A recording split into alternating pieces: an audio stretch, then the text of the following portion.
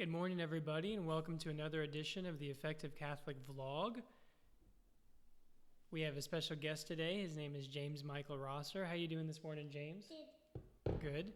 So I'm at home this week. I decided to take the week off, and I will be recording some of these and writing some blogs from home.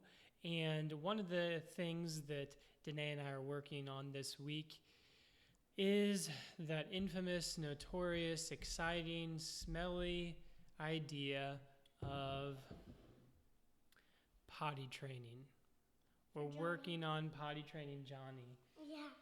How would you say, James, that is going so far? Pretty good. Not so good. Not so good. Well, you are only taking 2 weeks off, not one. Right, I'm taking 2 weeks off this week, and then next week we're going to North Carolina with my family. But we're working on potty training Johnny this week, and it's a little bit of a struggle, but I know it'll get there. Hopefully he won't be my age when he is finally potty trained. James is potty trained. High five. No, that wasn't very good.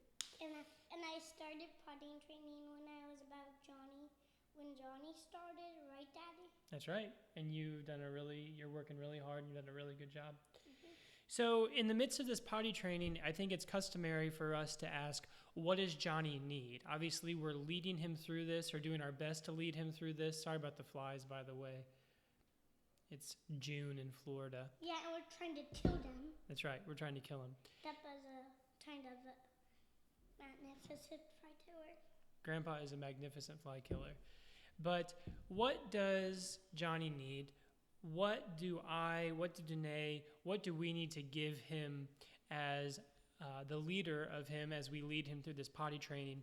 And I think that that's a great question for any leader to ask about the persons whom he or she is leading is, what does this person need? And I was really struck by this in yesterday's first reading, 2 Corinthians chapter 1, verses 1 through 7. We're back in ordinary time now. And in this 7 verses, St. Paul uses the word encouragement 10 times. And I just want to read a brief sentence to you where he uses it a lot. So this word encouragement is what stuck out to me.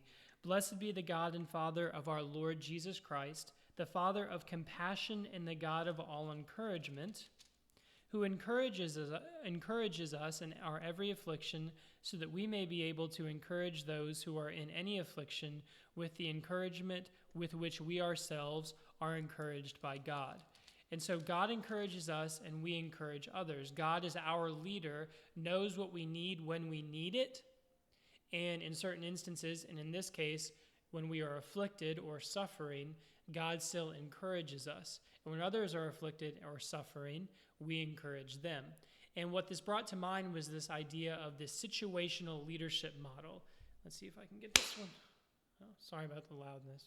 The situational leadership model that says, what does the leader need to give to the person whom he or she is leading at any given moment? We see God encourages us when we are suffering and when we are afflicted.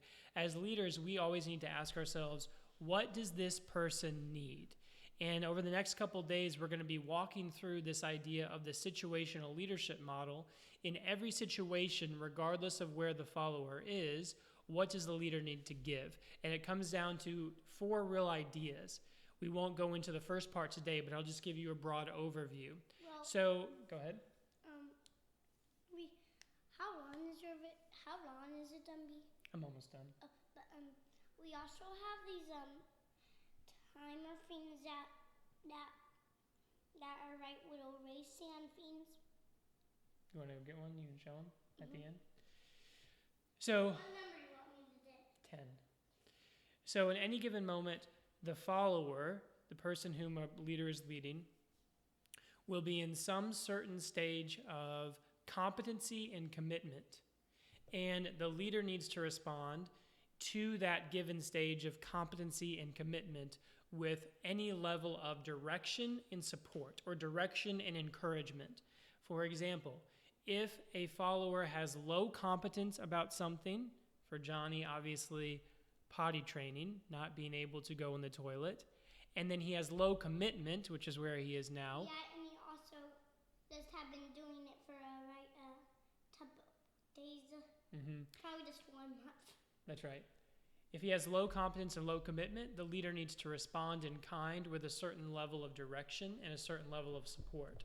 So over the next several days, we're going to be walking through what do you do in each stage? What do you do as the leader when the follower is in a given stage?